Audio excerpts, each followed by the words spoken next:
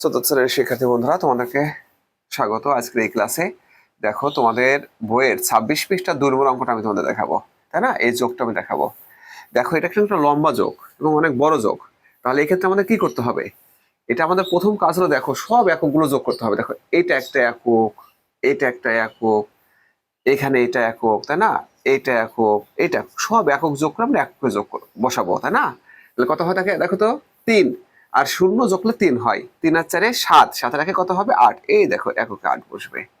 ঠিক আছে, এবার আমরা দশক যোগ করবো। দেখো দশকে কত আছে, এখানে 5, এখানে 1, এখানে আছে 1, তাই না? এটা 3, এটা 8।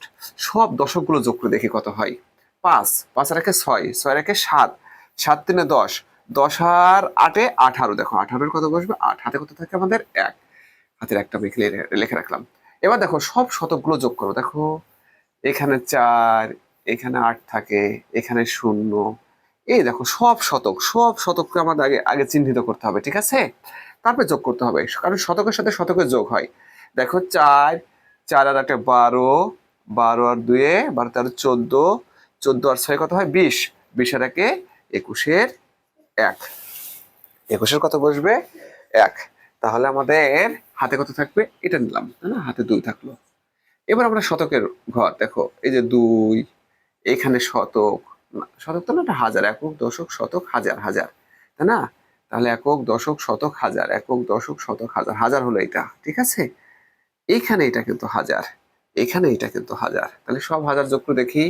2, 2 4, 4 2 6, 6 আর 9 কত হয় 15, 15 আর 3 কত হয় 18, 18 আর 2 কত হবে 20, 20 এর 0, হাতে কত, হাতে 2।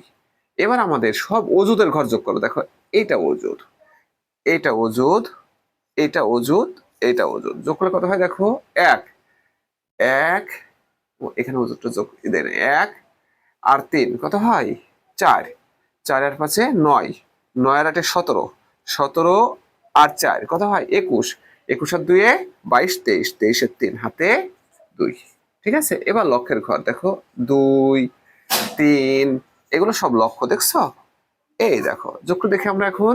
2 আর 3 5, 5 4 9, 9 আর 10, 10, 10 আর 2 কত হয় 10, 10 11 12, 12 আর 2 14, 1 4। ঠিক আছে, তো ফ্রেন্ডস, সবাইকে অসংখ্য ধন্যবাদ এই ক্লাসে অংশগ্রহণ করার জন্য।